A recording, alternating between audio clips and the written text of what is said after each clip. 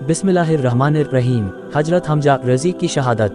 कुरैश ने जब देखा कि अल्लाह के रसूल लोगों को अल्लाह की तरफ बुलाने से नहीं रुक रहे हैं, तो फिर उन्होंने गरीब मुसलमानों पर अपना गुस्सा उतारना शुरू कर दिया। जब ठीक दोपहर हो जाती तो ये काफिर गरीब मुसलमानों को पकड़ते और तेज धूप में रेतीली जमीन पर उनको लिटा देते और उनके सीने पर कोई भारी पत्थर रख देते ताकि वह करवट ना बदल सके। उनके जिस्मों पर गरम गरम बालू डाल देते, लोहे की सरिया आग में गर्म करके उनके जिस्मों पर चिपका देते और कभी उनको पानी में डुबोकर बहुत देर तक उनकी सांस रोक देते हैं। मुसलमान इन सारी तकलीफ़ों को बर्दाश्त करते, लेकिन अल्लाह के रसूल को ना छोड़ते।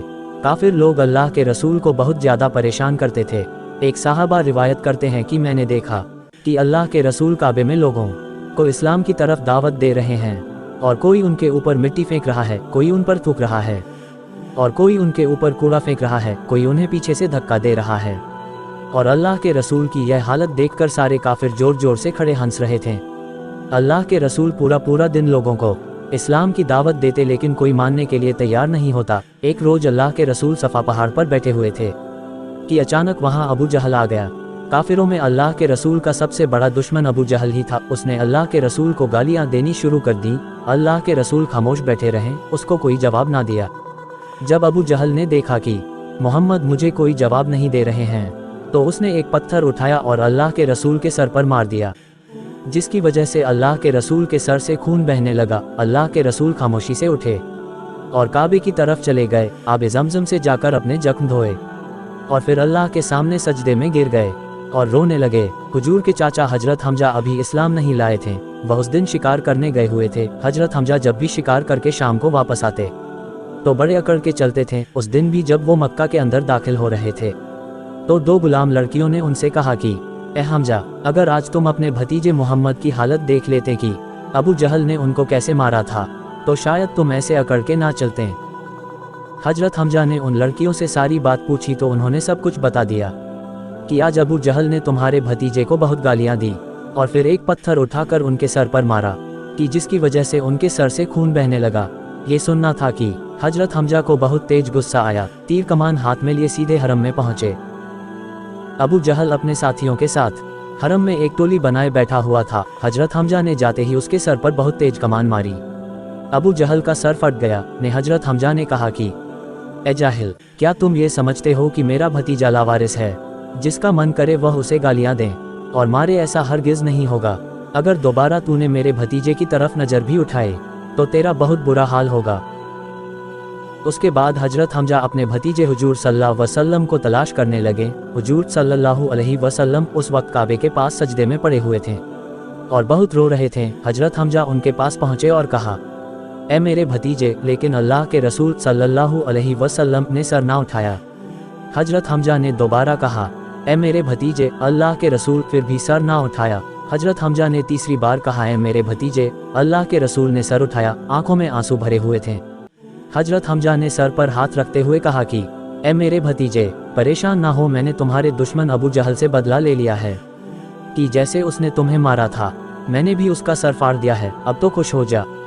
हुजूर ने बड़ी बेनियाजी से फरमाया कि ए मेरे प्यारे चाचा, मुझे इस बात से कोई खुशी नहीं हुई।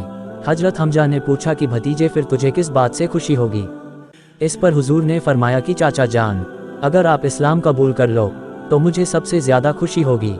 हजरत हमजा ने कहा, भतीजे, फिर देर ना कर, मुझे अभी कलमा पढ़ा दो, मैं आज ही मुसलमान होता हूँ। ये सुनकर हुजूर का चेहरा खुशी से जगमगा उठा।